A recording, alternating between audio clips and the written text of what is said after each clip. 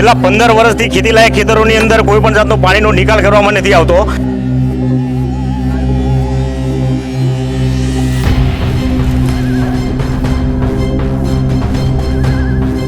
મામલતદાર શ્રી સાણંદ ને અનેકો વખત જે આવેદનપત્રો આપી અમે લોકોએ રજૂઆત કરેલી છે।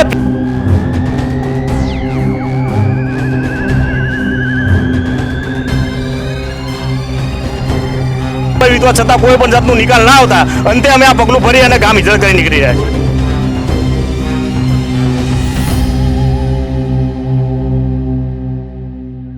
અમદાવાદના સાણંદ તાલુકાનું આ એક એવું ગામ છે જ્યાં ખેડૂતો છે તે મજબૂર બન્યા છે, કારણ કે ખેડૂતો પોતાની જમીન પર જઈ નથી શકતા અને ખેતી પણ નથી કરી શકતા। છેલ્લા 15 વર્ષથી તેમની આ સમસ્યા છે અને તેને લઈને આજે ખેડૂતો ભેગા થયા છે અને આ ખેડૂતો સીધા દ્રશ્યો હું તમને બતાવીશ કે તેઓ ટ્રેક્ટર લઈને હવે તેઓ મામલતદાર કચેરી જઈ રહ્યા છે, કારણ કે આ જે ચાચરવાડી વાસણા ગામ છે સાણંદ તાલુકાનું સૌથી છેલ્લું ગામ છે અને આ ગામની જમીનો છે તેની અંદર પાણી ઘૂસી આવ્યું છે અને આ જે પાણી છે તે ન માત્ર ચોમાસા પૂરતું રહે છે પરંતુ 12 માસ આ જે ગામ છે તે પાણીમાં ગરકાવ રહે છે। આપણે સીધી અહીંના જે સ્થાનિક છે તેમની સાથે વાતચીત કરીશું શા માટે તેઓ મામલતદાર કચેરીએ જઈ રહ્યા છે।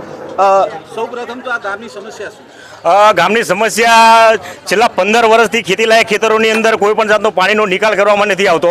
અમે વારંવાર તંત્ર સમક્ષ રજૂઆતો કરી, તંત્રએ કંઈ ન સાંભળતા અમે છેલ્લે નામદાર ગુજરાત હાઈકોર્ટના દ્વાર ખખડાવ્યા અને નામદાર ગુજરાત હાઈકોર્ટને અમે જાહેર રીતની અરજી કરી, જેની અંદર જાહેર રીતની અરજીમાં નામદાર ગુજરાત હાઈકોર્ટે અમારા પ્રશ્નના વાચા આપી અને જિલ્લા કલેક્ટર શ્રી અમદાવાદને એક આદેશ કર્યો કે ભાઈ આ પ્રશ્નનું કોઈ નિરાકરણ કરવામાં આવે। તેમ છતાં કોઈ પણ જાતનું નિરાકરણ ન થતાં અમે ન છૂટકે ફરીથી નામદાર ગુજરાત હાઈકોર્ટનું ધ્યાન દોર્યું કે સાહેબ અમારો પ્રશ્ન છે, હજુ તમે એક આદેશ કરેલો છે, આદેશનું કોઈ પાલન થયું નથી, આદેશનો અનાદર થયો છે। તેમ છતાં કોઈ જાતનો નિકાલ ના આવતા નામદાર ગુજરાત હાઈકોર્ટે એક સમય મર્યાદા રાખી અને કે 1 મહિનાની અંદર આ પ્રશ્નનો નિકાલ કરવામાં આવે। 2021ની અંદર 1 મહિનાની અંદર પ્રશ્ન નિકાલ જે પાણીનો નિકાલ કરવા માટેનો એક આદેશ કરવામાં આવેલો, તેમ છતાં કોઈ જાતનો નિકાલ કરવામાં આવેલો નથી। જે નામદાર ગુજરાત હાઈકોર્ટના આદેશો જિલ્લા કલેક્ટર શ્રી, પ્રાંત અધિકારી શ્રી સાણંદ, મામલતદાર શ્રી સાણંદ ને અનેકો વખત જે આવેદનપત્રો આપી અમે લોકોએ રજૂઆત કરેલી છે। પ્રિન્ટ મીડિયા, ડિજિટલ મીડિયા અનેકો વખત સ્થાનિક અધિકારીઓનું પણ ધ્યાન દોરેલું છે। અમારા સ્થાનિક ધારાસભ્ય કનુભાઈ પટેલ અને તત્કાલીન મામલતદાર શ્રી નવીનભાઈ પટેલ પણ સ્થળ મુલાકાત લઈ ચૂકેલા છે। જે જગ્યાએથી પાણી નિકાલ કરવાની વ્યવસ્થા કરવામાં આવવી જોઈએ એ સ્થળની પણ એક મુલાકાત કરવામાં આવેલી છે, પણ ખબર નથી પડતી કે ક્યાંક ને ક્યાંક અમારા ગ્રામજનોને હેરાન કરવા માટે, અમારા લોકોને પરેશાન કરવા માટે, અમને ન્યાય ન આપવા માટે થઈ અને તંત્રના અધિકારીઓ વારંવાર અમને ટંકોરા મરાવી અને થકવાડી દીધેલા છે। ન છૂટકે અમે 1 મહિના પહેલા માન્ય મુખ્યમંત્રી શ્રી ભૂપેન્દ્રભાઈ પટેલના કાર્યાલય પર અને સાણંદ મામલતદારશ્રીના હાથ એક આવેદનપત્ર આપીને રજૂઆત કરેલું કે સાહેબ અમારો 15 વર્ષ જૂનો પ્રશ્ન છે, જો આ પ્રશ્નનો નિકાલ નહીં કરવામાં આવે તો ન છૂટકે અમે સાણંદ મામલતદારશ્રી અથવા તો સીએમ કાર્યાલય પર આવી અને રહેવાનું પડશે। અને આજે 1-1.5 મહિના જેટલો સમય વીતવા છતાં કોઈ પણ જાતનો નિકાલ ના આવતા અંતે અમે આ પગલું ભરી અને ગામ ઇજરત કરી નીકળી રહ્યા છીએ। તો અત્યારે ક્યાં જશો? અમે સાણંદ મામલતદાર કચેરીના કમ્પાઉન્ડની અંદર રોકાવાના છીએ। જ્યાં સુધી અમારા પ્રશ્નનો નિકાલ નહીં થાય ત્યાં સુધી અમે ત્યાં જ રહેવાના છીએ। અમે નિર્ણય કરીને ગ્રામજનો નીકળી રહ્યા છીએ। તમારા ધારાસભ્ય, તમારા સાંસદને કોઈ રજૂઆત કરી? અમારા સાંસદ શ્રી અમિતભાઈ શાહ સાહેબના કાર્યાલય પરથી પણ 2 વખત જિલ્લા કલેક્ટરશ્રીને એક આદેશ કરવામાં આવેલો છે। જિલ્લા કલેક્ટરશ્રીની ટીમ માન્ય અમિતભાઈ શાહના એક આદેશથી ગામની અંદર 4 વર્ષ પહેલા ગ્રામસભા ભરવામાં આવી હતી, જેની અંદર 21 અધિકારીઓ હાજર હતા। 21 અધિકારીઓ હાજર હતા અને પાણી નિકાલ કરવા માટેની એક વ્યવસ્થા કરવા માટેની સ્પેશિયલ ગ્રામસભા માન્ય દેશના ગૃહમંત્રી અને અમારા સાંસદ શ્રી અમિતભાઈ શાહના આદેશથી કરવામાં આવેલી, પરંતુ મગનું નામ મરી ન પડતા અમે ન છૂટકે આ સ્ટેજ પર પહોંચ્યા છીએ।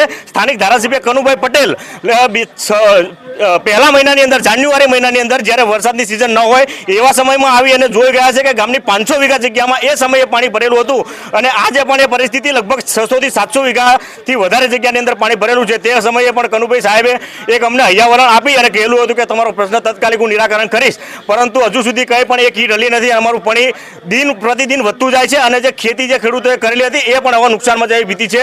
આપણે જણાવી દઉં કે અમે માન્ય મુખ્યમંત્રી શ્રી અને દેશના સર્વોચ્ચ પદ પર બેઠેલા વડાપ્રધાન શ્રી નરેન્દ્રભાઈ મોદી સાહેબને પણ એક રજૂઆત કરેલી છે અને મોદી સાહેબના કાર્યાલયથી એક ગાંધીનગર અરજી અમારી ટ્રાન્સફર કરવામાં આવેલી છે। અરજી ટ્રાન્સફર થયાના પણ 1 મહિનો થયો છે, છતાં પણ કોઈ અધિકારી અહીં આગળ પણ આટો મારેલો નથી। પણ અધિકારી શા માટે તમારું નથી સાંભળતા?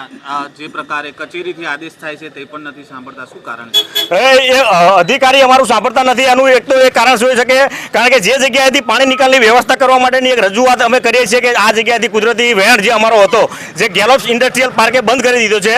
ન કે અમે ગ્રામજનો ફક્ત એવું કહી રહ્યા છીએ કે આ પાણી ગેલોપ્સ ઇન્ડસ્ટ્રીયલ પાર્કની મધ્યમાંથી નીકળશે, પરંતુ સરકારી અધિકારી, એક્સિડન્ટ ટેકનિશિયન અધિકારીઓ, ગવર્મેન્ટના અધિકારીઓ એમ કહે છે કે પાણીનો નિકાલ કરવા માટે ગેલોપ્સ ઇન્ડસ્ટ્રીયલ પાર્કની મધ્યમાંથી નીચેથી 30-40 ફૂટની એક પાઇપ નાખી અને આ પાણી નિકાલની વ્યવસ્થા કરવામાં આવશે. તો આ જે સંપૂર્ણ પાણી છે એનો 99.99% પાણીનો નિકાલની વ્યવસ્થા થઈ જશે. ખબર નથી પડતી કે આ તંત્ર એ લોકોથી ડરી રહ્યું છે. એક ઔદ્યોગિક પાર્કના માલિક સામે અધિકારીઓ ઝૂકી રહ્યા છે, ઘૂંટણીએ પડી જાય છે, એવું અમને સ્પષ્ટ નજરે આવી રહ્યું છે.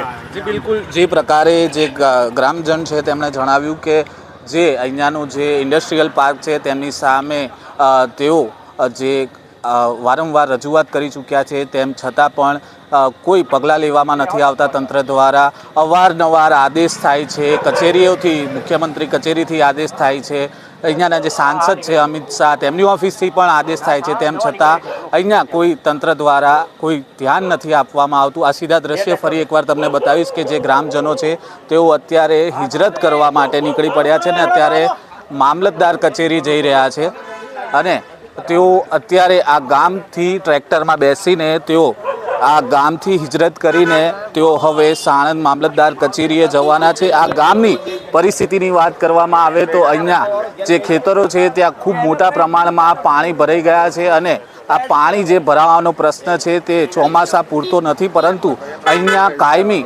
આ પ્રશ્ન છે અને તેનું સમાધાન છેલ્લા 15 વર્ષથી નથી આવી રહ્યું. તેના જ કારણે અહીંયાના જે ખેડૂતો છે તે ત્રાહિમામ પોકારી ગયા છે અને તેઓ અનેકવાર અનેક કચેરીના ધક્કા ખાઈ ચૂક્યા છે, પરંતુ હજી સુધી તેમનું નિરાકરણ નથી આવ્યું. આખરે અંતે આજે આ ગામના જે ખેડૂતો છે તેઓ હિજરત કરીને મામલતદાર કચેરીએ જવાના છે અને જ્યાં સુધી તેમના પ્રશ્નનું નિરાકરણ ના આવે ત્યાં સુધી તેઓ ત્યાં જ બેસી રહેશે તેવું તેમનું કહેવું છે.